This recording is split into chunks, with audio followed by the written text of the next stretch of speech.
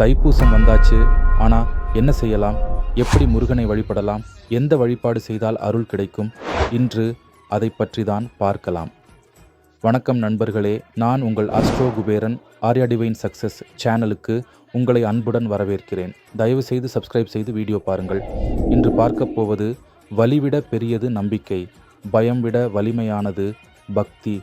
ஆன்மா முழுவதும் இறைவனிடம் சரணடைந்தால் அதுவே அதிசயம்.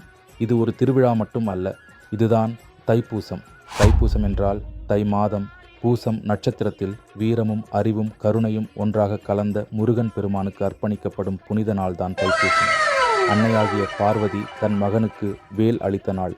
அந்த வேல் ஆயுதம் மட்டும் அல்ல, அது ஞானத்தின் சின்னம், தீமையை அழிக்கும் சக்தி. புராணக்கதை சொல்வது, சூரபத்மன் என்ற அசுரன் உலகம் முழுவதும் அச்சத்தை பரப்பினான். தேவர்கள் அனைவரும் இறைவனை வேண்டினர். அப்போது தோன்றினார் முருகன். கையில் வேல், மனதில் தர்மம். தீமையை வென்று நல்லதை நிலைநாட்டினார். ஒளி எப்போதும் இருளை வெல்லும் என்பதற்கான அடையாளமே தைப்பூசம். இந்த நாளில் ஆயிரக்கணக்கான பக்தர்கள் பால் குடம் எடுத்து, காவடி சுமந்து, காலில் செருப்பு இல்லாமல் நோன்பு இருந்து தங்கள் நேர்த்தி கடனை செலுத்துகிறார்கள். இது வலி அல்ல, இது காதல், முருகனுக்கான பக்தியின் வெளிப்பாடு.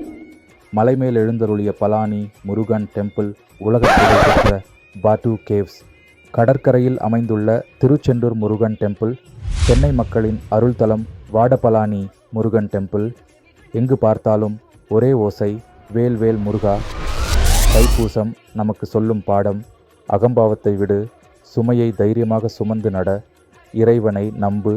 ஒவ்வொரு வேலும் நம் பயத்தை நீக்கும், ஒவ்வொரு பிரார்த்தனையும் நமக்கு வலிமை தரும். பக்தியுடன் நடந்தால் வெற்றி நிச்சயம். காலை சீக்கிரம் எழுந்து வீட்டை சுத்தம் செய்து வாசலில் கோலம் போட்டு விளக்கு ஏற்றி முருகனுக்கு பால், பஞ்சாமிர்தம் அல்லது தண்ணீரால் அபிஷேகம் செய்யலாம். ஓம் சரவணபவ், கந்த சஷ்டி கவசம், சுப்பிரமணியர் அஷ்டோத்திரம் இவற்றை ஜெபித்தால் மன அமைதி கிடைக்கும். தைப்பூசம் அன்று பலர் விரதம் இருப்பார்கள். பால் குடம் எடுத்து செல்லலாம், காவடி சுமக்கலாம் அல்லது சாதாரணமாக கோயிலுக்கு நடந்து செல்லலாம். பூ, பழம், தேங்காய், வெல்லம் வைத்து மனமாறி பிரார்த்தனை செய்தாலே போதும். முருகன் பக்தியை தான் பார்க்கிறார், செலவை அல்ல. அருகில் உள்ள முருகன் கோயிலுக்கு குடும்பத்தோடு செல்லுங்கள். குறிப்பாக பலானி முருகன் டெம்பிள் போன்ற தலங்களில் வழிபட்டால் மன நிறைவு அதிகம் கிடைக்கும். அர்ச்சனை செய்து தீபம் காட்டி விபூதி எடுத்து கொள்ளுங்கள். தைப்பூசம் என்பது உடல் தியாகம் மட்டுமல்ல. கோபத்தை விட்டுவிடு, கெட்ட பழக்கத்தை விட்டுவிடு. நல்ல மனிதராக மாறுவதே உண்மையான காவடி. அதுதான் முருகன் விரும்பும் வழிபாடு. முருகப்பெருமான் உங்கள் வாழ்க்கையில் ஆரோக்கியம், சந்தோஷம், வெற்றி அனைத்தையும் அருள்வாராக. ஓம் சரவணபவ. வேல் வேல் முருகா. இனிய தைப்பூச நல்வாழ்த்துக்கள். இந்த ஆன்மீக வீடியோவை லைக் செய்து விடுங்கள். உங்கள் நண்பர்களுடனும் பகிர்ந்து நீங்களும் சப்ஸ்கிரைப் பண்ணுங்கள். அப்புறம் உங்களுக்கு இன்று என்ன நடக்க வேண்டும் என்பதை கமெண்ட் பண்ணுங்கள். நல்லதே நடக்கட்டும். வாழ்க வளமுடன்.